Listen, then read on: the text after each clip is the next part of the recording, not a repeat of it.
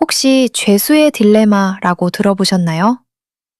공범 둘이 서로 믿고 입을 꾹 다물면 둘 다 가벼운 벌을 받지만 한 명이 먼저 배신하고 자백하면 그 사람만 풀려나는 게임 말이에요. 슬라이드 1. 아랍에미리트 57년 만에 오펙에서 나가기로 했대요. 여러분 안녕하세요. 머니볼 경제연구소의 송나나입니다. 오늘 정말 어마어마한 뉴스가 하나 떴어요. 바로 아랍에미리트가 무려 57년 동안이나 같이 지냈던 오펙이라는 모임에서 나가겠다고 선언한 거예요.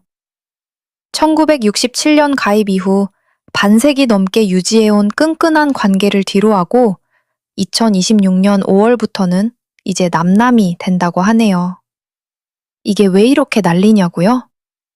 쉽게 말해서 60년 가까이 동네 쌀 가격을 꽉 잡고 있던 거대 상인 조합이 있는데 거기서 제일 장사 잘하고 논도 많은 핵심 멤버가 나 이제 내 방식대로 농사 지어서 내 맘대로 팔래 하고 짐을 싼 상황인 거죠.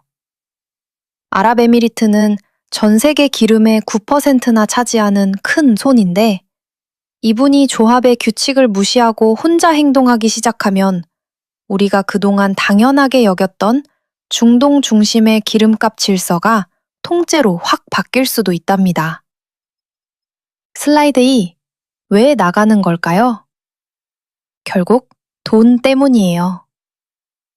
아랍에미리트가 왜 이런 모험을 하는 걸까요? 이게 다 철저하게 계산이 끝난 일이거든요. 아랍에미리트는 미래를 위해서 무려 80조 원 넘는 돈을 들여서 최신식 기름 뽑는 기계를 다 갖춰놨어요. 그런데 오펙이라는 모임은 기름값을 비싸게 유지해야 하니까 다들 조금만 팔자고 약속을 하거든요. 아랍에미리트는 하루에 400만 배럴을 팔 준비가 다 됐는데 모임에서 너는 330만 배럴만 팔아 라고 하니까 매일 70만 배럴이나 되는 기름을 땅속에 그냥 묻어두고 있는 거예요. 이걸 돈으로 따지면 1년에 25조 원이나 손해를 보고 있는 셈이죠. 세상에 25조 원이라니요. 게다가 요즘 전기차 시대로 변하고 있잖아요. 아랍에미리트 입장에서는 나중에 기름값, 똥값 되기 전에 비쌀 때 하나라도 더 팔아서 현금을 챙겨야겠다는 조기 현금화 전략이 절실한 상황인 거죠. 슬라이드 3. 서로 못 믿는 눈치 싸움, 죄수의 딜레마. 세 번째 페이지는 조금 어려운 경제학 이야기인데 아주 쉽게 풀어볼게요. 혹시 죄수의 딜레마라고 들어보셨나요? 공범 둘이 서로 믿고 입을 꾹 다물면 둘 다 가벼운 벌을 받지만 한 명이 먼저 배신하고 자백하면 그 사람만 풀려나는 게임 말이에요. 기름 시장도 똑같아요.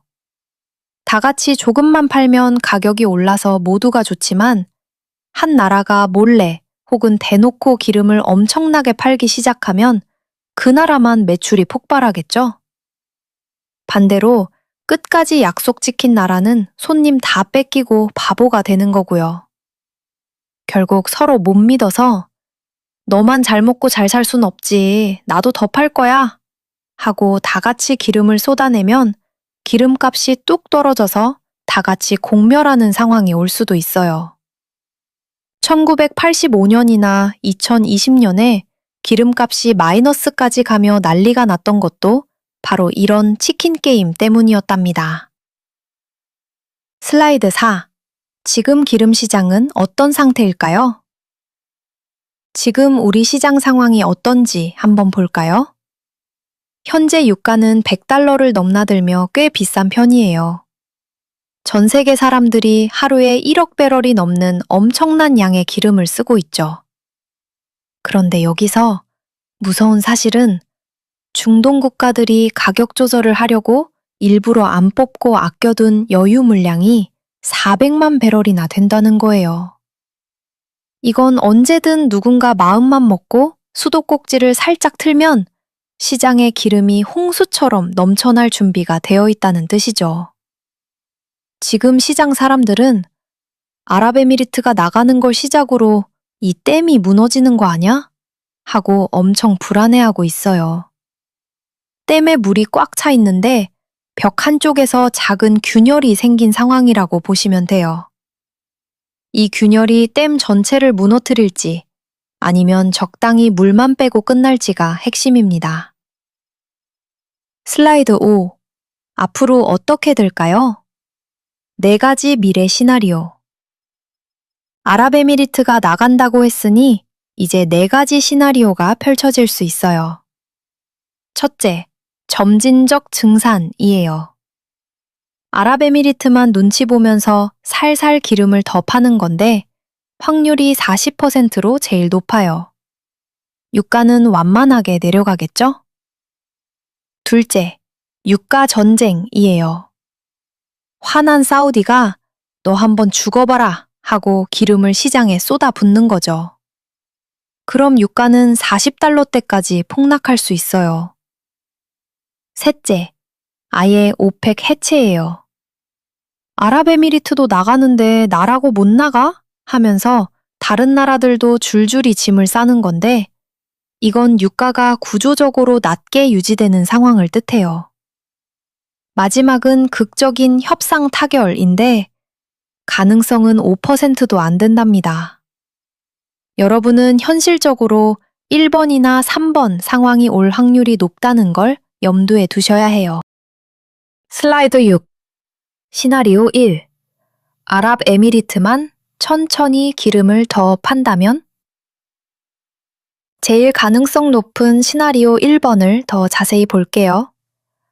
아랍에미리트는 탈퇴하고 나서 갑자기 기름을 확 풀기보다는 시장 눈치를 보며 1년 동안 천천히 수도꼭지를 틀 거예요. 1에서 3개월은 조금 늘리고 나중엔 최대치인 70만 배럴까지 늘리는 식으로요. 계산을 해보면 시장의 기름이 이만큼 더 풀릴 때 유가는 배럴당 5달러 정도 낮아지는 힘을 받아요. 여기에 기름값이 더 떨어지겠지? 하는 사람들 심리까지 더해지면 대략 70달러 선에서 가격이 형성될 것 같아요. 이렇게 되면 물가가 안정되면서 우리 주식시장도 좋아질 수 있답니다. 마치 매일 오르던 마트 물가가 조금씩 안정을 찾아서 우리 생활비가 굳는 것과 비슷한 효과인 거죠. 슬라이드 7. 시나리오 2. 무시무시한 유가 전쟁이 터진다면? 하지만 세상 일이 항상 좋게만 흘러가진 않죠. 최악의 상황인 유가 전쟁 시나리오예요.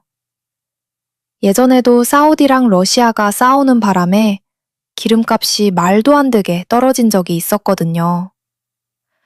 만약 이번에도 사우디가 본때를 보여주마 하고 기름을 왕창 팔아버리면 유가는 35달러에서 50달러까지 수직 낙하할 수도 있어요. 그런데 여기서 반전 포인트는 각 나라가 적자 안 보고 버틸 수 있는 체력이에요. 사우디는 나라 살림을 꾸리려면 기름값을 70달러는 받아야 하는데 시설 투자를 다 끝낸 아랍에미리트는 65달러만 받아도 버티거든요. 그러니까 전쟁이 나면 사우디가 먼저 지쳐서 항복할 수도 있다는 거죠. 아마 전쟁이 나더라도 아주 길지는 않겠지만 그 짧은 기간 동안 시장은 정말 공포에 떨 수 있으니 조심해야겠죠? 슬라이드 8. 시나리오 3. 오펙이 아예 무너진다면? 아랍에미리트 한 명 나가는 걸로 안 끝날 수도 있다는 이야기예요. 사실 이라크나 나이지리아 같은 나라들도 나도 기름 더 팔아서 돈 벌고 싶다고 속으로만 생각하고 있거든요.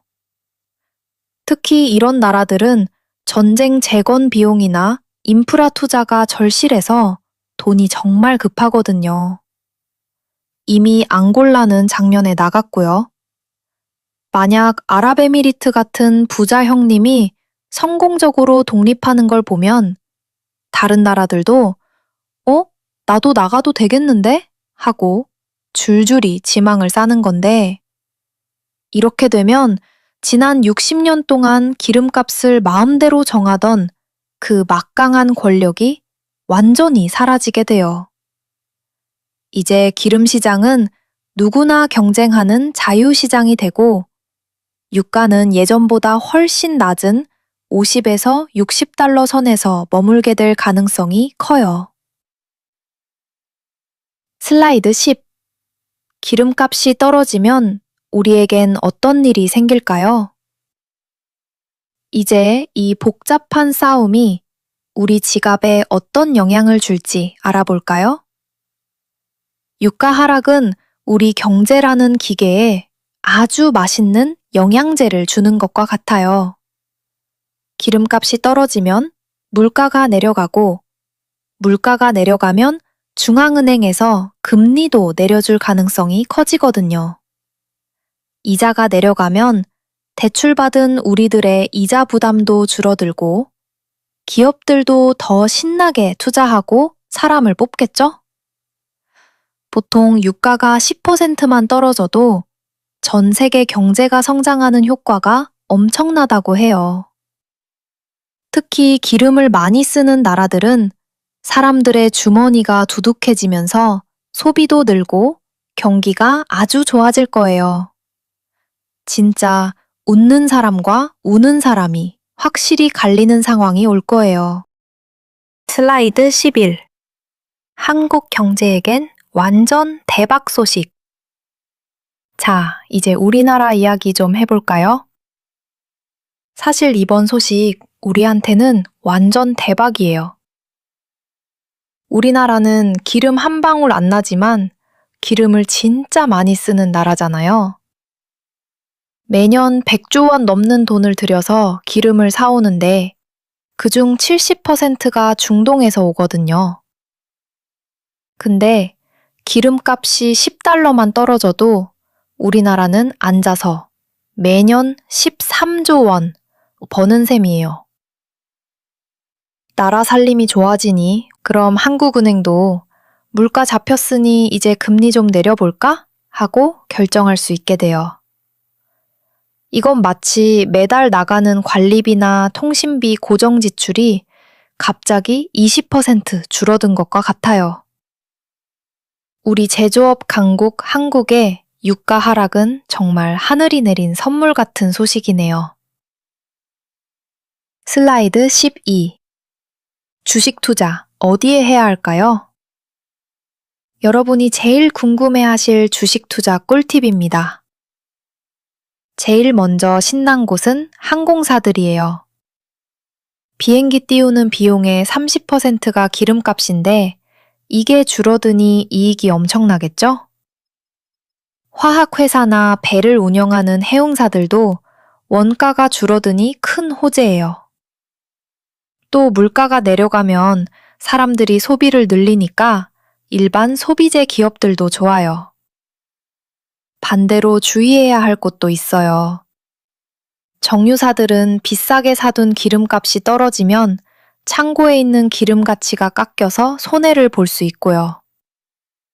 중동 오일머니로 먹고 사는 조선사나 건설사들도 그쪽 주문이 줄어들거나 공사 대금이 늦어질 수 있으니 조심해야 해요. 슬라이드 13. 채권이랑 다른 자산은 어때요? 주식 말고 다른 자산은 어떨까요? 금리가 내려가면 채권 가격은 올라가요. 유가 하락으로 물가가 안정되면 채권 투자자들에겐 최고의 파티가 열리는 거죠. 지금이 채권 비중을 늘릴 아주 좋은 기회일지도 몰라요. 부동산 시장도 나쁘지 않아요. 대출 이자가 내려가면 집 살 때 부담이 줄어드니까요. 달러는 기름 거래가 줄어드니 장기적으로는 조금 힘이 빠질 것 같고요. 금은 물가가 안정되면 매력이 좀 떨어지겠지만 중동이 너무 시끄러우면 안전자산으로 찾는 사람이 늘어서 가격이 요동칠 수 있어요. 결론적으로 지금은 채권은 늘리고 달러는 좀 줄이는 전략이 좋아 보이네요. 슬라이드 14. 우리가 매일 체크해야 할 5가지 리스트. 자, 이제 여러분이 매일 아침 체크해야 할 5가지 리스트예요. 첫째, 사우디 에너지 장관이 뭐라고 하는지 실시간으로 보세요. 화해하자고 하는지, 전쟁이다 라고 하는지가 마스터키입니다. 둘째, 오펙 국가들이 긴급 회의를 소집하는지 보시고요. 셋째, 매주 수요일 밤에 나오는 미국의 원유 재고량을 체크하세요. 기름이 실제로 남아도는지 확인해야 하니까요. 넷째, 미국 셰일 업자들이 기름을 얼마나 더 캐는지도 중요해요. 다섯째, 중국이나 인도가 기름을 많이 사는지 보세요. 이 큰 손들이 저렴할 때 확 사버리면 기름값이 생각보다 안 떨어질 수도 있거든요. 슬라이드 15. 마지막 정리. 딱 3가지만 기억하세요. 긴 시간 고생 많으셨어요. 마지막으로 딱 3가지만 기억하고 가세요. 첫째, 이번 아랍에미리트의 탈퇴는 그냥 감정 싸움이 아니에요. 기름 시대가 완전히 끝나기 전에 나부터 살자고 선언한 거대 신호탄이에요. 둘째, 이제 기름값은 $70 아래인 $60 중반대로 한 단계 레벨 다운될 확률이 아주 높아요. 고유가 시대가 끝나가고 있는 거죠. 셋째, 이건 우리 한국 경제와 주식시장에는 정말 강력한 호재예요. 물가가 잡히고 금리가 내려가는 기분 좋은 변화의 시작이 될 거예요. 모든 건 사우디가 처음에 어떻게 대응하느냐에 달렸어요. 성급하게 한쪽에 몰빵하지 마시고 제가 알려드린 수혜 주식들 위주로 차분하게 포트폴리오를 점검해 보세요. 오늘 자료는 머니볼 경제연구소 전범진 소장님이 제공해 주셨고 이코노미스트 송나나였습니다. 리포트 원본 및 슬라이드는 더보기란의 네이버 카페 링크를 통해 무료로 다운받으실 수 있습니다. 감사합니다.